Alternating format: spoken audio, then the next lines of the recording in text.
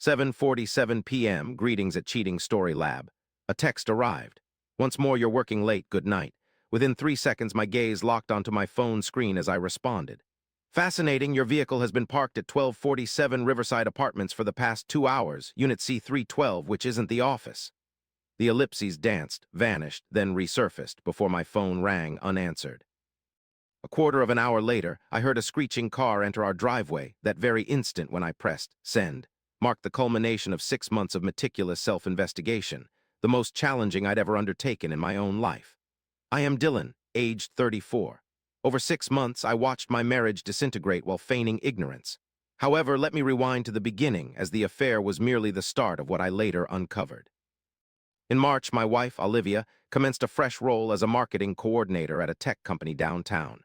Her enthusiasm for this new position, genuine and vibrant, had not been evident for years. With a novel job came fresh challenges, renewed vigor. I was pleased for her. Our marriage spanned 7 years, and despite the occasional turbulence that any relationship may experience, I believed we were stable. We enjoyed a content life, owned a charming suburban home, had fully paid off 2 cars, and anticipated starting a family within a year. However, changes began gradually. She opted to join a gym close to her workplace, altered her style of dressing, more refined and purposeful, purchased new perfume. Initially, these alterations did not cause concern. A fresh job and newfound confidence were reasonable explanations. Then came the late nights, initially 1 or 2 per week, then increasing to 3, then 4. Each time the excuse was the same: big project, stringent deadlines, and startup culture. I worked in commercial real estate, so I comprehended the stress of deadlines. I did not doubt her explanations. But in June, something within me shifted uneasily. It wasn't one large issue, but numerous minor discrepancies that my subconscious continued to highlight. She would return from late nights with the scent of Chinese food when she claimed they ordered pizza, mentioning colleague Porter assisting with a presentation, only for me to find out later that Porter had no role in the project at all. Her phone moved from being casually placed on the kitchen counter to always being by her side, face down, silenced notifications. The tipping point occurred one Tuesday night in early July. She said she was working late, and I decided to surprise her with dinner at her office. I got takeout from her favorite Thai place and drove downtown. Upon reaching her building, the parking lot was almost empty. The security guard informed me that most of the staff had left by 6 p.m. Olivia's designated parking spot was empty. I waited in my car for 20 minutes with the Thai food growing cold in the passenger seat before making a decision. I hadn't planned on confronting her immediately. Instead, I aimed to gather all the facts before I spoke. The following morning, I took a leave of absence. While Olivia was at work or elsewhere, I journeyed an hour beyond our city to an electronics store where I remained unrecognized. I bought a compact GPS tracker, similar to those used by cautious parents for their teenage drivers.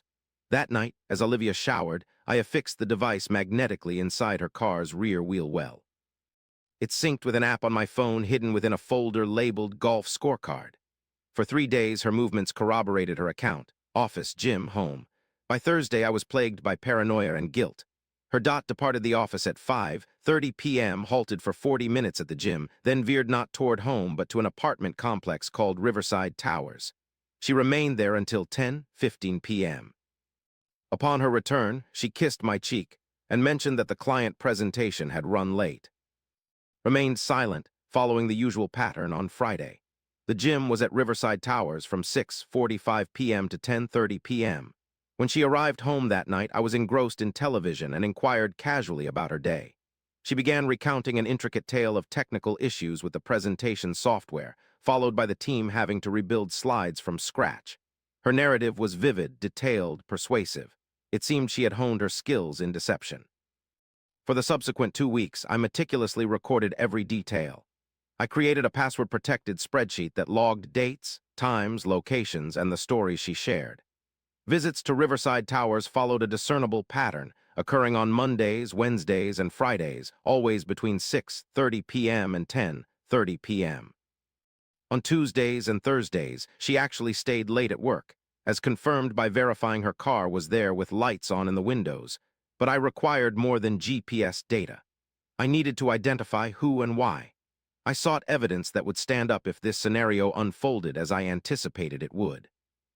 I obtained a new credit card without informing my partner and hired a private detective named Glenn, a former police officer who operated from a small office filled with the aroma of burnt coffee and old case files.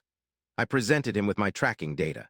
He neither showed surprise nor judgment, merely quoted me a fee. 2 weeks of surveillance, he stated. Photos, timeline, complete report. If there's another person, this will verify identity and document the pattern, which is crucial for an uncontested divorce should it become necessary. It seems inevitable that it will come to that. Glenn billed me $4,000. I funded this from a Christmas bonus I had been saving, money my partner was unaware of because I intended to use it for a surprise trip to Italy to celebrate our anniversary. The irony of the situation wasn't lost on me. During Glenn's investigation, I conducted my own inquiry. I constructed an anonymous Facebook account with a generic username, standard photo, no acquaintances, to discover Olivia's coworkers. Her LinkedIn profile led me there. Recognizing the name pattern, I correlated names with social media profiles until I found Porter Blackwell's senior creative director, 36 years old, divorced for 2 years, who owned a condo at Riverside Towers, Unit C312 in Building C. He appeared in company photos from 2 months ago, close to Olivia during a team social event. Tall and athletically built, he donned a deliberately casual attire likely more expensive than my total wardrobe. In one image, his hand was on the back of Olivia's chair, while in another they seemed to share an amusing moment off camera, their body language suggesting intimacy. I felt both nauseous and clear. The uncertainty had been tormenting, the knowledge provided motivation instead. On a Thursday, Glenn's report came through encrypted email. 47 pages of records, timestamps, photos depict 4 visits by Olivia to Porter's building. At 6:52 p.m. on a Monday and until 10:18 p.m. the same day, repeated on Wednesday and Friday. Multiple images capture their silhouettes through a window, some showing them on the balcony or kissing in the parking lot before she departed. However, Glenn unveiled additional findings. A basic financial background check exposed Porter's financial instability. A messy divorce, alimony payments, and poor investments leading to bankruptcy filing 8 months prior. This revelation stuck like a splinter in my mind, causing me to question Olivia's choice for someone financially unstable given her long-standing obsession with security and our meticulous budgeting habits, where she regularly monitors our retirement accounts. She advocated for higher savings and aggressive investments, leading me to reassess our finances with a renewed perspective. We had a shared account for household expenses and individual accounts for personal spending, an arrangement established years ago to prevent minor disagreements about purchases. I hadn't scrutinized her personal account before due to trust and indifference over her purchases. However, now my curiosity piqued. I couldn't manage her account directly, but I could observe transactions from our shared account to hers. I reviewed 12 months of statements. Initially, the pattern was steady, with approximately $800 transferred monthly for discretionary spending. But following her new job in April, these transfers began to escalate, initially to $1,200, then $1,500. By June, she started transferring $2,500 each month, exceeding her usual spending by $9,000 over 4 months. To gain access to her personal account, I required her password. She employed a password manager on her phone that needed her fingerprint or face recognition to unlock. However, she also had a laptop for personal tasks which I assumed was not securely logged out at times. On the following Saturday, I found out through GPS that Olivia was attending an actual yoga class and had 90 minutes in her absence. Her laptop was in her home office, closed but not shut down. I opened it, finding it password protected. After trying various combinations like our anniversary, birthdays, and old dog's name, nothing worked. Then I recalled something significant. Years ago, before using a password manager, she jotted down passwords in the back of a journal in her nightstand. It was a long shot, but I decided to check it out anyway. The journal was still there, and in her neat handwriting were a dozen old passwords, possibly relevant. One instance was Riverside 2019, our previous trip. I attempted to access it on her laptop, but failed. However, it sparked an idea, leading me to try Riverside 2024. To my surprise, the laptop unlocked. My hands trembled as I opened her web browser. She was logged into her bank account. I moved through her statements and downloaded 6 months' worth of PDFs, then proceeded to her email. Thousands of messages filled my screen, most routine, but I sought out Porter's name. 43 emails dating back to April, intermingled with legitimate work correspondence, didn't require extensive reading to understand their connection. Their relationship started as professional camaraderie, evolved into personal chats, and eventually crossed boundaries. The emails were flirtatious at first, then intimate and explicit later on. By May, they were exchanging affectionate messages. By June, their plans involved a future without me. However, the emails disclosed something more as well. Porter had been subtly soliciting money from her, rather than asking outright. He did so by hinting, suggesting, and creating circumstances where she would provide it. His reasons ranged from car troubles, unexpected legal fees from the divorce, and investment opportunities requiring immediate cash. I discovered, through downloaded bank statements, that Olivia had been transferring money to him via Venmo, PayPal, and direct transfers. Over a 4-month period, she had transferred approximately $17,000 of our money to her affair partner. As I heard the garage door open, indicating Olivia's early return, I closed my laptop and walked to the kitchen, acting normally. She arrived, sweaty from yoga, and I inquired about her class. "Great," she replied with a smile, announcing she was going to take a shower. After hearing the sound of running water, I went to my car, sat in the driver's seat, and carefully considered what I had discovered. This wasn't merely an affair, it represented financial treachery. In order to extricate myself from a situation where resources were being depleted for a man who deceitfully led me into believing we had a future, I sought legal assistance. On a Monday morning, utilizing another sick day, I consulted attorney Patricia Morse, a highly recommended divorce expert by a professional navigating his own separation. Patricia, in her 50s and direct, was devoid of idle chatter. I detailed the entire story, the GPS tracking, the pie chart, the financial transactions, and the emails. She listened attentively, jotting down notes, occasionally probing for additional information. "Do you possess copies of the bank statements and emails?" she inquired. "They are PDFs on a flash drive," I replied, pushing it towards her desk. She inserted it, scrutinized the documents. "Comprehensive indeed," she remarked. "Were these obtained legally?" My access to the joint funds being transferred to her personal account is lawfully questionable, as evidenced by the bank statements. The laptop, technically shared within our household, I had researched its legality. "The emails could prove complex," Patricia acknowledged. "We'll avoid using them unless necessary, as her bank statements alone suggest transfer of marital assets without your awareness or approval. Adding the recorded evidence of infidelity strengthens your case significantly. Since Texas is a community property state, but allows judges' discretion in cases of asset dissipation or fraud by one spouse, I recommend documenting everything meticulously, monitoring her activities, and not confronting her prematurely to prevent her from hiding funds or fabricating a narrative. When you're prepared, we'll file for divorce, citing adultery and financial misconduct.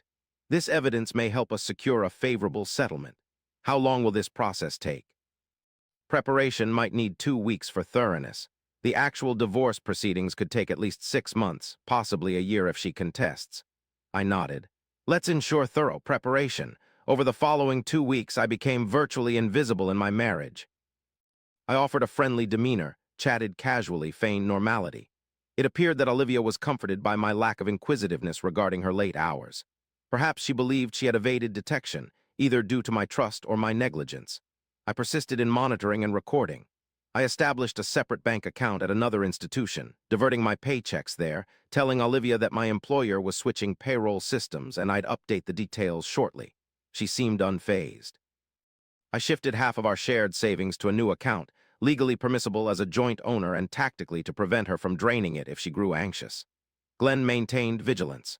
The routine persisted, Olivia visiting Porter thrice weekly, each visit lasting between 3 to 4 hours.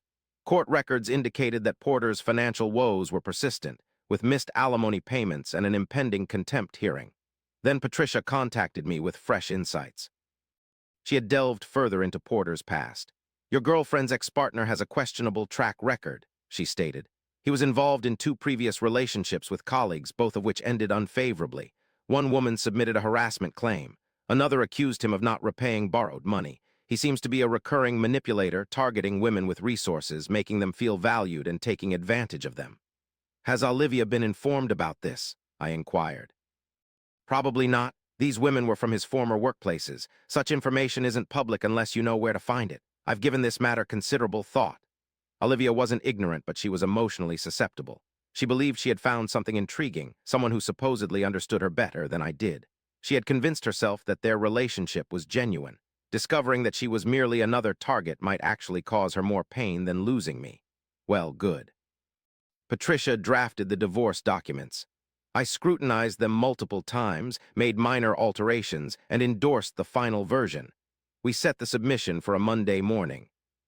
Confronting Olivia became necessary on Thursday before the weekend, allowing her time to contemplate but not enough to drastically affect our financial predicament prior to legal procedures commencing. However, I opted to incorporate one additional facet into my strategy. On Thursday itself, I contacted Porter via LinkedIn under a bogus professional identity, posing as a recruiter with an offer. We arranged a call for 7 p.m. on Friday. He consented. Subsequently, from a fake phone number provided by Glenn through an app, I texted Olivia, claiming to be the Riverside Towers management conducting routine inspections Friday evening from 6-8 p.m., asking her to have someone present in Unit 312 or reschedule. Given my research, I was aware that the building occasionally carried out these checks, making the message appear authentic. True to expectations, Friday rolled around. Over breakfast, Olivia informed me she'd be working late. I feigned agreement, suggesting I might visit the gym and dine with a friend, typical Friday activities. 7:15 p.m., I found myself outside Riverside Towers as per plan. My screen displayed Olivia's vehicle in the parking lot, on time. I waited until 7:45 p.m. before sending the message. Working late again, don't stay up. A quick response followed 3 seconds. I typed next. Interesting, your car has been parked at Riverside Apartments, Building C, Unit 312 for the last 2 hours. That's not the office. My phone showed the typing indicator, then it vanished and reappeared before ringing. I declined the call twice. Another text arrived. Dylan, let me explain. No reply from me. 16 minutes later, Olivia's car exited the parking lot. I trailed her at a distance, observing as she rushed through yellow lights. Visibly agitated, she reached home ahead of me by 3 minutes despite my deliberately slow route. Upon entering our house, there she was in the living room with smeared makeup and heavy breathing. How long have you known? She questioned. Sit down, I calmly responded. You're about to talk, and for the first time in months, I expect honesty from you. You see, my suspicions were aroused on June 19th. By July 7th, I had verified it with GPS tracking. On July 21st, I engaged a private investigator. The dreadful truth came to light on August 4th. Our money was being transferred to him. Shall I go on? Her complexion paled.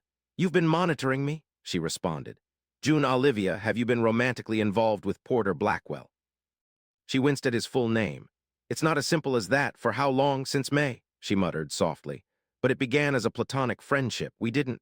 $17,000, I interrupted. You have given him $17,000 of our money in 4 months. Why? Her eyes fell to the ground.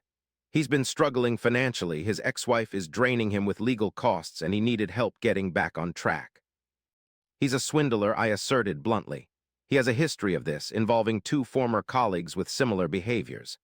He targets women who have financial stability, makes them feel unique, but never pays back the borrowed money, I explained to Olivia, who was my divorce lawyer. She'd uncovered the records. You're not special to him, Olivia. You're just a cash machine with perks for him. That's not true, she responded hesitantly. Did he ever discuss his bankruptcy, court cases for missed alimony payments, or his employment history? I pressed on. For years, you were meticulous about our finances. You insisted we budget every dollar. You wanted us to have 3, 6, and eventually 12 months of emergency savings. You said financial stability was the base of a good life, right? And then you fell for a deceitful, manipulative individual who squandered everything we had worked so hard to build. I love him, she replied feebly. You're saying I don't love him, I don't really know him. Her voice cracked as tears filled her eyes. What's next? I retrieved the divorce documents from my bag and placed them on the coffee table. By Monday morning, my lawyer will file these. The reasons are adultery and financial misconduct. I have GPS logs, surveillance images, bank records, and email evidence. You can challenge it, but you'll likely lose, and it'll cost you more in legal fees. Alternatively, you can sign an agreement. I get to keep the house, my retirement accounts, and my car. You'd retain your car, half of the remaining joint savings, and any furniture you choose. Regarding the $17,000 given to Porter, I won't seek it, and I also won't make the emails public. She replied, That's not fair. I'm entitled to half of everything.